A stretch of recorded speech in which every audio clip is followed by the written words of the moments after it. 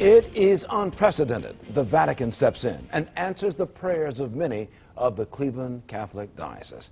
Good evening, everyone. I'm Leon Bibb. And I'm Danita Harris. 3 years ago, the diocese closed 50 local churches, and parishioners from a dozen appealed to the Vatican for them to open again. Well, the Vatican heard their calls, and today the Cleveland Diocese said it would reopen 12 churches. We have live team coverage with Tracy Carlos at St. Wendelin, where parishioners will gather tonight.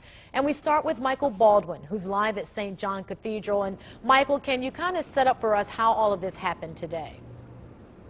Well, it came as a surprise, Danita, to both parishioners and the news media. Bishop Lennon said he made his decision on the Tuesday or Wednesday right after Easter. Bishop Richard Lennon started his news conference off by defending his decision to close the parishes.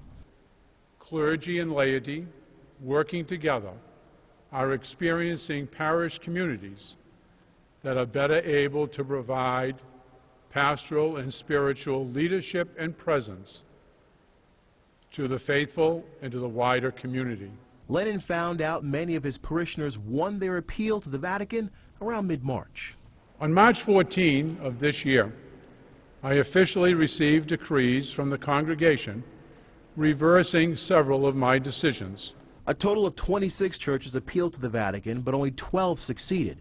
They include St. Mary and St. John the Baptist parishes in Akron, St. Mary Parish in Bedford, St. Adelbert, St. Barbara, St. Casimir, St. Emmerich, St. Patrick, St. Peter, and St. Wendelin parishes in Cleveland.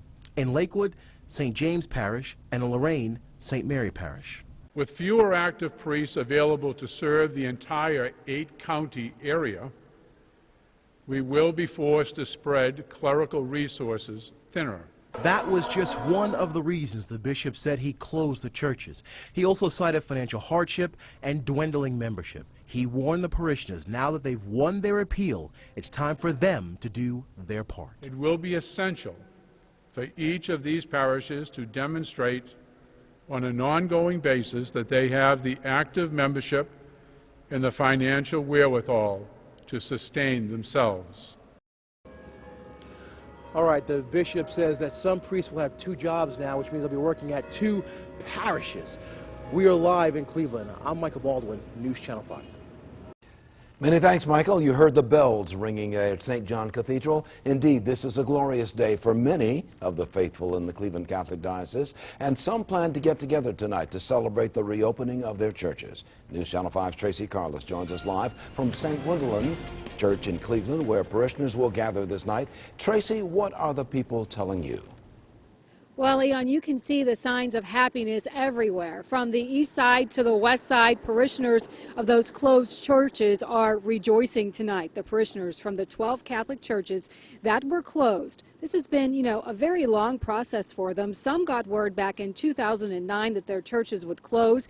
And from that moment, many of them came together to try to figure out how to get this decision reversed. And today, news that their beloved churches would reopen. Now, many say it is time to forgive and move on.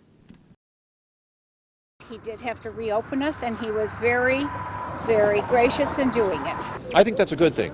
I think that it shows that the true community of the parishes evoked a change that was necessary. When, how, different details that we would like to know.